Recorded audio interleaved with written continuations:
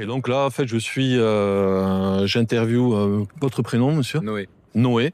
Donc voilà, savoir en fait qu'est-ce qu'il en a pensé, qu'est-ce que vous avez pensé de ce qu'a dit monsieur Piquemal et de ce qu'a dit monsieur Mélenchon? Alors, personnellement, j'ai trouvé que c'était un message qui était très fort et qui fait vraiment appel à tous les citoyens à se poser la question de ce qu'ils veulent pour leur.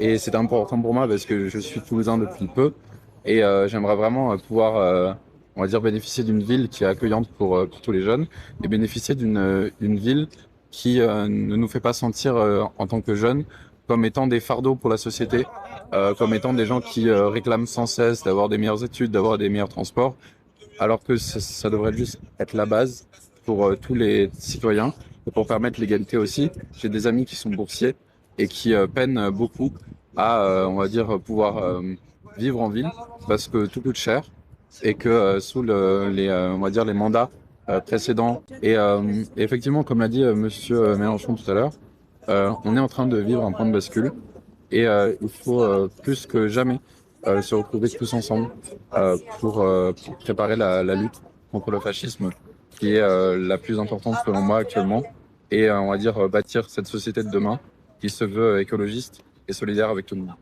Et est-ce que vous pensez que cette radicalité en fait que l'on peut voir outre-Atlantique par cette fameuse milice ICE, comme on dit, et est-ce que vous pensez en fait que cette radicalité est en train d'arriver petit à petit en France? Exactement. Donc il va falloir faire attention à ne pas se retrouver avec cette même violence. Mais j'ai vraiment confiance en les peuples d'Europe pour faire face justement à ça. Parce que on le voit aussi sur TikTok et sur beaucoup de réseaux sociaux, qui même s'ils appartiennent à ces groupes, on va dire, financiers d'extrême droite, les jeunes, on va dire, se mobilisent sur ces plateformes et s'encouragent, se disent que le monde qu'on nous a promis à la maternelle, à la primaire, au début du collège, c'était un monde où tout le monde était égal, où tout le monde, on va dire, était solidaire avec chacun. Et on s'est dit, on nous a promis ce monde, on le mérite, on a toutes les capacités pour le mettre en place. On entend plein de discours défaitistes, on a plein qui perdent confiance en les politiques, mais pas en tous. Et je pense qu'il y en a encore beaucoup qui méritent notre confiance et qui méritent qu'on place notre espoir. Et j'en vois de plus en plus qui s'informent, qui cherchent à rejoindre on va dire des dispositifs d'action, Des collectifs. manifestations, etc., des collectifs. Et je trouve ça très important.